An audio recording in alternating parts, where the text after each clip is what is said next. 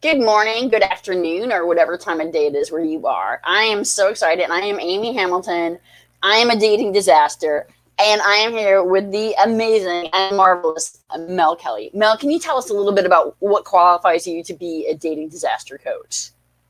My name is Mel. Yes, I'm Irish, based in Munich. I am the dating disaster coach. I am such a expert on how dating disasters go. I've written a book about this, so this qualifies me. It's my book, my experience, my life. That's what qualifies me as a dating disaster coach. So your life, you like have like the school of life. Just everybody out there, I realized my alarm was set to know when to start this, and I don't want it to go off in the middle, so I'm trying to turn it off. So, welcome to live. Mel, I am super excited to have you, and you just mentioned I'm excited too. I'm excited too. Is that you're out excited enough? We're talking in American, so we have to be excited, yeah? Don't be mocking. I, I'm excited. I'm excited. Is that excited enough? No, you need more coffee. I need. I need more coffee. Speaking of which, yeah, it's coffee time. So, Mel, you are in Ireland, or you're from Ireland. You were in Munich. Your current girlfriend is Croatian. Yeah, and just for any of our American listeners, Munich's in Germany. Germany is a country in Western Europe. That was for Amy, actually. Hey, I'll have you know, I was a geography major. A geography major. I was, yes. I was a geography major. No, that's really a thing. So, anyways, Mel, I am, as you've mocked quite enough, and people might have noticed. As the joke goes, as the joke goes, why do Americans start so many wars? It saves them having to send their kids to geography lessons. Oh. So my theory is for geography. Why is French geography only one lesson? Why? Because it's France and not France. So this is our theme though today is international dating across cultures. We had some great feedback from last week. Last week it was our first show, and people responded. And one thing people said that was fun about the show is it's international, it's intercultural. And bad dating is not limited to America. There's bad dating everywhere. I've never dated in America. I've had plenty of bad experiences without being to America. It's okay. So have you ever dated an American, Mel? Let's think about that. I have a very happy relationship now. So for many years, I don't remember what happened beforehand. Oh, okay. Maybe you have a friend who dated Americans. Have I heard about people who've dated Americans? I know people who've dated Americans. How's that? I am an American. I can represent. Okay. You represent the American. So what is your advice on Sorry, you're doing your intro there. You were saying something about my current partner. Anyway, yes, my current partner is not my current partner. She's my partner. She's my partner for about 9 years nearly at this stage. Yeah, I'm just saying it's very intercultural. You're not limiting yourself to just, you're like, I'm from Ireland and I married an Irish woman and then we moved to Germany, and I'm going to give you advice. Like you've really kind of lived this advice. Yeah, I moved to Germany. I was looking for a German princess. And I looked, and in the end, I didn't find one. I ended up finding a Croatian princess. And so I have my Croatian princess now for the last 9 years, nearly 9 years now in a few months' time. And I managed to get the German part of it because she got the German passport recently. So she is Croatian and German. So finally, I found my German princess. There you go. So that's a story, isn't it? You like that? That's romantic, isn't it? And you know what? In all seriousness, I know we're joking, but this is some dating advice that actually works. Is women like romance. Just letting you know. Yeah. So women like romance. So if you're looking for a princess from a certain nationality and she's not from that nationality, don't give up. Don't despair. Just get her the passport from that nationality that you wish. There you go. Problem solved. There's some advice is. Don't worry about their citizenship. You can just help them to rehome, even if it's not your home country. Exactly. So now I got double. I got double for the price of one. I got a Croatian and a German princess all in one. Fantastic. How could it go better than that? So international dating. Any tips on dating across cultures? You're experienced in this. Don't. Just stick at home. Don't move around. Don't do as Mel did, where he actually found his princess. Yeah, don't do that. I think the great thing about dating across cultures is actually when you're in your home culture, you recognize straight away if you're compatible with somebody or not, or if you like them or don't like them. You can recognize that much quicker if they're from your hometown or home state or home country. Whereas if they're from a different culture, it just takes a little bit longer to work that out. So that's one of the fantastic things. So it's just like you might meet these people, you go, wow, these are great people or whatever. But then it just takes, across the cultures, it's harder to recognize the compatibilities and not compatibilities. What would you think about it? Food. My best thing about intercultural dating is food. I will tell you, like the first time you're like, oh my gosh, like you get exposed to foods you didn't even know existed. Because you go to like a restaurant and they're going to give you like the very mainstream kind of touristy kind of fare of food, right? Yeah. It's been like deviated from the culture so that, if the masses are happy. But like when you date into a culture and you go to their house or something or to a family event and you get like the food and you're just like, you should open a restaurant. Like this is the most amazing food. And like there's food that you just didn't even know existed. And so if you're going to interculturally date, like one advantage is food. Food. Another one is you get to learn a little bit of history. I did, for example, with Croatia. I used to think that Croatia was behind the Iron Curtain. Amy, did you know that Croatia was behind the Iron Curtain or not behind the Iron Curtain? I believe they were not. I believe you're right, and I was actually wrong. My goodness, very impressive geography major. Maybe actually did me some good. Woo-hoo. So why weren't they behind the Iron Curtain? I remember I had to do with like where the lines were for the Balkans, but we're Americans, like we don't go that deep into it. Well, I'm in Europe. I always thought Yugoslavia. Well, it was Yugoslavia when I was growing up. I was like going, okay, that's behind the western, east. It's all east anyway. But I mean, anything east of Ireland for me is Eastern Europe. So like London is Eastern Europe. England is Eastern Europe. So we just saw everything as east. So France is Eastern Europe. Germany's it's all Eastern Europe. Spain is Eastern Europe. Portugal is a little bit kind of Western Europe, but for us. Well, because you guys work on a north-south dimension. Well, we work north, south, east. In Ireland, you work on a north, south. We've the north, south thing going on. You have a different focus. Everything else was east. So for us, everything was eastern. So if you want to go west, you had to go to America. Like it was the only option. So you had to go east. We got. I was a neighbor that wasn't so close, so we could get on with them. So that was the nice thing. Ireland, where big oceans build better neighbors. Exactly, where oceans build. But there's your slogan for today: oceans build better relationships. Okay, how's that? That's a thing. So I found out that Yugoslavia was not behind the Iron Curtain. That actually Yugoslavia was yes, it was a socialist state, blah blah blah, all that good stuff. But it wasn't behind the Iron Curtain, which I didn't know growing up. And they don't consider like their own special level of and they don't consider themselves Eastern Europe. That's the interesting part. But they consider themselves Southern Europe. And so it's very interesting. It's all about perspective. It goes into your Irish. You have this north-south dimension. You didn't even know Southern Europe was a thing, and you found it. You didn't even know what was on the menu. This option, that's the beauty of it. Intercultural dating. Yes. There you go. I didn't even know it existed. I hardly knew it existed when I was growing up. So yes. So intercultural dating, full of surprises. When you're dating somebody, intercultural dating is complicated enough. And dating is complicated enough. Now you combine intercultural and dating, and it's just like dating disasters can happen anywhere.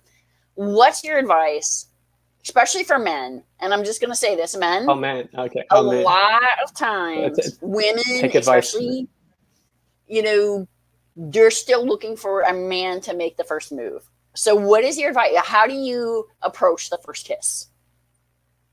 The first kiss? The first kiss. Oh, yes. That's a thing. That's a big deal, right? I mean, I think that's across cultures.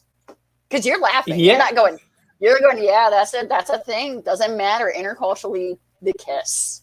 The first kiss. How do you go for that first kiss? Again, I mentioned it last week. I think a very important part of all of this is alcohol. So... Like, you're Irish. yeah. It's alcohol based. Like, Yeah, you can't go for a coffee on a first date and try and kiss somebody after a cup of coffee. I mean, it's very awkward, you know. It's awkward for everybody. So it's awkward for you. It's awkward for the other person. It's awkward for the coffee barista. It's just coffee for everybody that's involved. So you gotta like throw in a little bit of alcohol, not too much, but just a little bit, like a glass of wine or beer or whatever. So, but yeah, what's the advice for first kiss? I mean, like what, how to do it or when to do it or what is the question? I'm thinking, interculturally, how do you figure those signs? Like, well, I'll tell you a story. Signs? Oh, a story, not a story from Mel. I'll tell you a story from a friend of mine, a female friend of mine, and she went on a date. She's a German friend of mine. She went on a date with a German guy, and she was on 1 date, 2 dates, 3 dates. He never made a move, never made the first move for the first kiss. And she went on 14 dates with him. 14 dates. 14. That's like 14 dates. That's a lot of dates. And I was like, why are you going on these dates? Well, he's paying for food, he's paying for drinks, he's paying for dinner, he's doing all, but he's romantically interested and you're not romantically interested. Yeah, and she's like, yeah, but he's nice, but he's never made a move. So 14 dates, and he never tried to kiss her once. So, So that is an extreme example of how not to do it. That's how that you do goes it. into, because there was 3 topics we wanted to cover today. And that really great segue into, when do you know, is it too long and that you've entered the friend zone, right? The friend zone is not a place you want to go if you have a romantic interest in somebody, right? Like there's a certain point where you can just not make the move and it becomes awkward and it becomes like, oh, this is my buddy. And then they're suddenly like, I'm not your, I've been in the friend zone. Is this international, first of all? Like from your experience, does this happen? Is this a cultural phenomenon around the world? This is or just one that used to happen to you? Well, I think it's a female phenomenon. What dare I say? Because men don't have this thing of putting women into friend zone as much. I think, like, if a man is meeting a woman for a coffee or a beer, there's normally a romantic interest. And it's not like he's going to meet her 3 times and then say, no, I'll put her into friend zone. I would say the friend zone is the woman has decided after 2 or 3 meetings, gone, no. So as a guy, how do you avoid that? Oh, that's the dilemma. I mean, that's the huge dilemma. Hey, you've got to solve this dating disaster for all men around the world in 5 minutes. That's the huge dilemma, because I mean, if you kind of go for your 14 dates and you're still in the friend zone, oh my goodness. I mean, it's such a waste of time. It's such a waste of time. Now, I mean, the thing is, you're like, how do we put this? I think the most important thing for that guy with the 14 dates, he should have tried to kiss that girl which she was my friend of mine. He should have tried to kiss her on the first or second date. So here's a question. He should have kissed her on the first or second date. And then she would have said yes or no, right? So for me, like, as a woman, I don't want a guy to go immediately for the kiss. Yeah, no, what? No, yeah, I get a turn too. No, dude, you asked me. But my perspective is, sometimes what's nice is when a guy does like the build up, where it's not a surprise. Like where no, because like one time I was on a date and it was great, and all he did is we went for a walk after dinner. And then he noticed it was chilly. It was in the autumn. And he's like, oh, you're cold, right? And then he did the whole, like, put the arm around me and pull me leg in so that we're walking, like, close. And then after we walked for a while, then there was, like, a natural point of the kiss. So I didn't feel like, because sometimes you're on a date and it's like, hey, what you doing? Like, we're talking now. And then bam, like, I'm going to try to kiss you. And you're like, whoa, like, there was no buildup. Like, I need a buildup now. Is this international or is this? I'm not a woman. I don't know. I can't speak for women. You've got to. What's your advice to men on the build-up? You can't just. I'd say you can't go 14 dates without trying to kiss a girl. You gotta, when you say a kiss, I mean, it just might be a kiss on the cheek. Come on, I'm not talking about sticking your tongue down a girl's throat. I'm not talking about that. Jeez, I mean, it's just you gotta show a little bit of romantic interest early on. And I would say, I know this from a couple of my female friends. They say if the guy doesn't try to kiss them in 1 date, 3 dates, 5 dates, what they feel is this guy is not man enough to try to show his romantic interest to me, and they lose interest because he doesn't try. And these are women from different cultures. This is women from different cultures. They lose interest if the guy doesn't show romantic interest. And this is what's interesting, because the guy thinks, oh, I'm being respectful, I'm being respectful, I'm being respectful. And yes, of course you have to be respectful. But at the same time, you have to show a little bit of romantic interest, because if you don't show any romantic interest, the girl is thinking, I can't make the first move because I'm the girl, and that's the social rules that we live by. So the girl is afraid to make the first move, and then if she's waiting, the guy doesn't make that first move, and then it's like it just fizzles out, and it just ends up into the friend zone. Yeah, it's like that scene in The Little Mermaid when all the like little animals are singing "Just Kiss the Girl," and then he doesn't, and then it leads to disaster. It's a disaster. Yeah, it is. And the problem is from the guy's so it's a point of lesson view, from Disney as well as from Mel Kelly. There you go. See, the problem from the guy's point of view is they, listen to women like you, of course, Amy, and of course we have to respect you, of course, and you say, I don't want him to kiss me too soon. But the reality is, when is too soon? We don't know. We have no idea. Like, you're talking about building it up and making a climax, and we have no idea of any of those things. So it's like the thing is that when is the right time? Sooner rather than later, to try and make that first. It might only be a kiss in the cheek, that's all. And then the girl will go, ooh, or go, ugh. And then the girl goes, You've had this happen. A girl do this to you, and a woman. You don't want to hear all my stories on this one. They go, what the fuck you doing? Oh, sorry. And we're live. What are you doing? You ruined everything now. So of course it's always too soon. But but I would say let's say go 14 dates without trying to kiss a girl. What an inefficient way to spend your time. That's very German project management. No, I mean, but you're wasting the girl's time as well. You're wasting your own time. You're wasting the girl's time. She could be out meeting guys she finds more interesting. So, I mean, this is where, let's say, the guy has to man up a little bit, has to try, risk the rejection, probably will be rejected if he kisses too early. But most girls, and the girls I know have talked to me about this, say they prefer the guy to try, and they push him back a little bit, and they say, no, too soon, but better that he shows romantic interest than no romantic interest. Mal, I just want to say, international dating across the world, wherever you're at, it doesn't come from an HR manual. And I think that's where things get conflicted, right? Do not kiss your coworker. This is not in any way what Mel is endorsing. No, do not do that. Jesus Christ, that's inappropriate. Right, I mean, but on a date, it's different. Dating is not HR. Don't do a Bill Gates on it. You can't hit on your employees or people who work for you. That's in the news. He did that in whatever. He lost his job, or he had to step down. It's in the news. We're not defamating him here. I love Bill Gates. I got my vaccine a couple of weeks ago, so I've been chipped. So I love Bill Gates. Okay, so Mel, it is getting close to time for us to wrap this up. Okay. I would just like to thank everybody out there. Hopefully people watching this now, we have a couple people watching this in the future. Leave us your comments. Leave us your feedback. Let us know about your own dating disasters, and we can incorporate them into these wonderful questions. So kind of the three things that we covered today is we talked about international dating, intercultural dating. We talked about the first kiss, and then we talked about the friend zone. So please have a wonderful day, and thank you so much. Mel, any last words? Oh, just give it a blast. I mean, if you're out there, you want dating disaster advice, just all you got to do is, you don't know when to kiss the girl, just kiss her.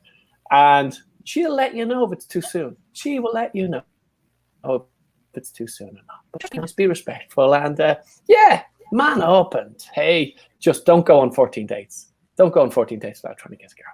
Disaster. Okay, and you can check this out on my YouTube channel, on Facebook. Everybody have a great week, and we'll be back with you next week.